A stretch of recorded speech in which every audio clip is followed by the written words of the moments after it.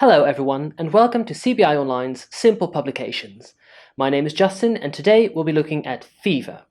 The paper we'll be looking at shows a very interesting connection between fever in warm-blooded animals and fever in cold-blooded animals and how one control mechanism helps both in fighting off diseases.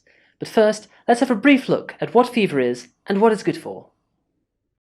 We've all had a fever at some point. You probably felt a bit like this lady over here. But while it certainly makes you feel miserable, fever in itself is not a bad thing. Fever, or increasing the body's internal temperature, helps us fight off diseases.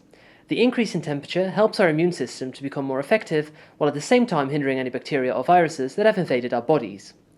Because we're warm-blooded, our bodies can increase the temperature without any outside interference. This is caused by a group of proteins called pyrogens, from the Greek pia, which means fire, which makes them then fire-generating proteins, or rather proteins that cause the body to increase its internal temperature. While there are quite a few, for example these two, IL-1 and IL-6, today we'll only be looking at TNF-alpha. In the picture here you can see it together with its receptor, and when they're bound like this is actually what creates the signal to make fever inside your body. Cold-blooded animals, such as the carp used in this research, cannot change their own body temperature and depend on their environment to do so. And that is why in carp you can see them move to warmer areas in the water when they have an infection. The effect of this behavioral fever is the same as our physiological fever. Now let's move on to the paper itself. As a first step, they showed the impact of behavioral fever on carp survival by putting them in water tanks with a set temperature either providing or preventing fever. In this figure there is more information than we need right now, so we're just going to look at the line with the open squares. An SCT here stands for single chamber tank. So in this setup the carp are stuck and can't change their body temperature. At T equals 0 on the left, the carp were infected and survival rate here was still at 100%. The blue line, at the lower temperature, without fever, ended up with a 0% survival rate, whereas the red line remains all the way at the top with 100% of carp surviving. The green line is at an intermediate temperature, and you can see that at 20% survival, some fish survived the infection, while others didn't. So clearly temperature is an important factor in fighting off infection. The next step in this paper was to show that the virus they used for infection is actually what caused the behavior. And to show this, they used tanks with several compartments that were connected together, so that the carp could choose which temperature suited them best. In this figure, you can see how many carp were in a specific tank for each day. At the T equals 0 time point, the point where they were infected, all carp were in the 24-degree tank. However, as the virus continued to replicate and made the carp feel more ill, you see that at day 5, they suddenly moved to the higher temperature tanks to induce fever and increase their chance of survival.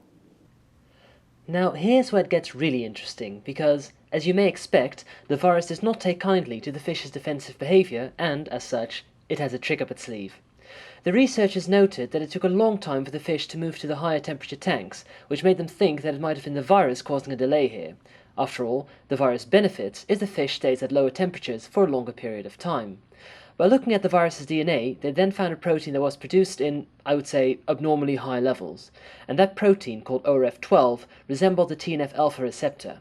Now, if you remember TNF-alpha, that is that fire-generating protein that we use to generate fever, and it turns out that the virus creates a protein that interferes with the fish's TNF-alpha's normal function.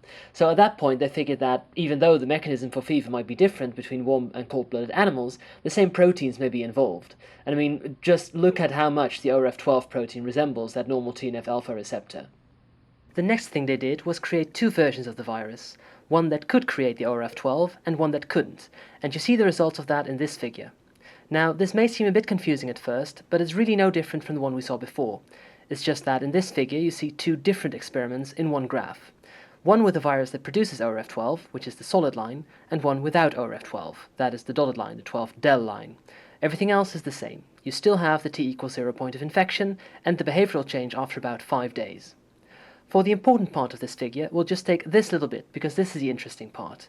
Here you can see that the dotted line, without a functioning ORF12 protein, has an earlier response and moves to higher temperatures earlier than the solid line with the ORF12, and that is evidence that the same protein, that TNF-alpha protein, is involved in both our physiological fever as well as in the carp's behavioral fever, two different mechanisms being driven by the same protein. So to summarize, cold-blooded animals also get sick from bacteria and viruses, and when they do, they also increase their body temperature to create fever. However, unlike us, they can't regulate their body temperature by themselves, so instead they move to an area in the water where the temperature is higher to create behavioral fever. And finally, this behavioral fever is controlled by the same protein as our physiological fever, meaning that we have a lot more in common with our fishy friends than we first may have thought. Future research may show that we have even more similar processes, but we'll get to those papers in the future. For now, however, I would like to thank you very much for watching CBI Online, and I hope to see you next time.